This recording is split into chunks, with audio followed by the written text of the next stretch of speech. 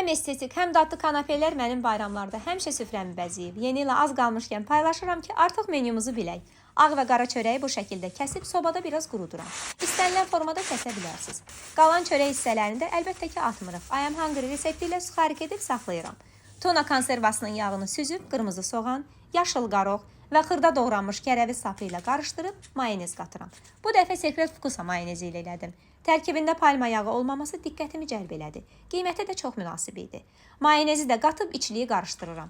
Qurutduğum çörəklərin üzərinə qaşıq-qaşıq yığıram. Qara çörəyi isə kartof püresi və yağda siyənək balığı tikələri ilə elədim. Bu da çox dadlı alındı. Kanapələrin üzərini isə nar və qırmızı balıq kürüsü ilə bəzəyib yekunlaşdırıram. Bu cür kanapelər bir dişləmli, yəni kiçik ölçüdə olur. Hər gün etmək üçün deyil, bayram və ziyafət süfrələri üçündür. Çalışacağım bayrama kimi bir neçəsini paylaşım ki, sizə də ideya olsun. Bu il I am hungry reseptləri ilə bayram süfrəniz gözəl olacaq. Bəs yaxşı, bu bayram reseptlərimdən yararlanacaqsınız?